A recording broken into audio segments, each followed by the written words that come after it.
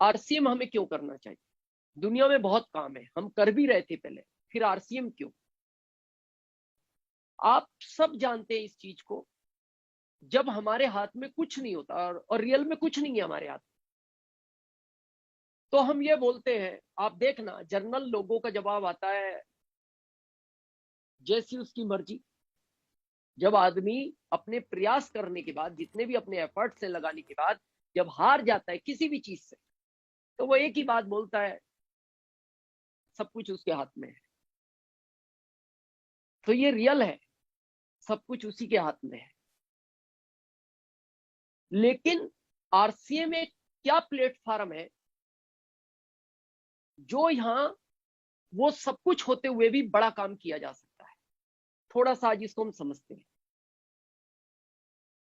एक छोटा बच्चा था लगभग 7-8 साल का, वो हर साल अपने दादाजी के यहाँ जाता था अपने माता पिता के साथ ट्रेन से, और माता पिता भी ट्रेन से जाते थे। उसको छोड़ने के बाद वो लगभग एक हफ्ते बाद बैक हो जाते और वो आ जाते। ये सिलसिला कई साल तक चलता रहा। लड़का बड़ा हो गया। लड़का बड़ा होने के बाद एक दिन उस लड़के ने कहा कि अब मैं बड़ा हो चुका हूं, अब मैं अकेला जा सकता हूं। काफी समझाया लेकिन वो नहीं माना, और फिर माता पिता भी एग्री हो गए। और उसको जब स्टेशन छोड़ने आए, तो स्टेशन ट्रेन में जब वो खिड़की में बैठ गया, तो उसके पिता समझाने लगे, बेटा ध्यान से जाना, पहली बार अकेले जा रहे हो। तो उसका जवाब था, जनरली हम लोगों का जवाब होता है, बार बार एक ही बात समझाते हो, मैं बड़ा हूँ, अब मैं सब समझता हूँ। जैसे आप कई बार अपने डिस्ट्रीब्यूटर को बोलते हैं, वो कहता है हाँ, सब जानता हूँ।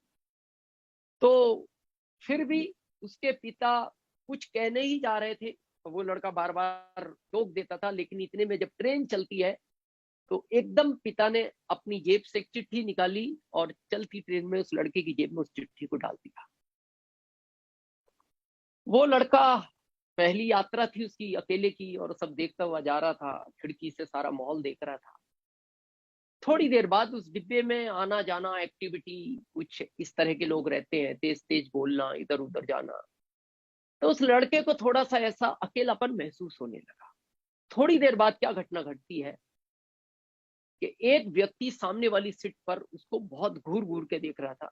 अब उस लड़के को बहुत अकेलापन सताने लगा। उसको ऐसा लगा कोई घटना तो नहीं घट जाएगी मेरे साथ। और उसने क्या किया, अपने सर को खिड़की की तरफ रखकर, और उसने सोने जैसा नाटक किया। उसने कहा कि मैं इधर देखूंगा नहीं तो थोड़ा सा।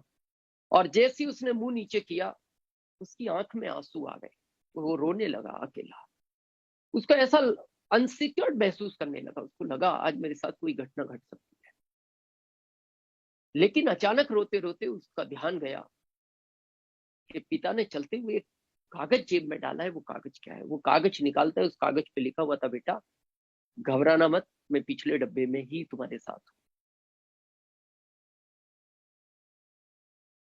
ऐसा ही जिंदगी में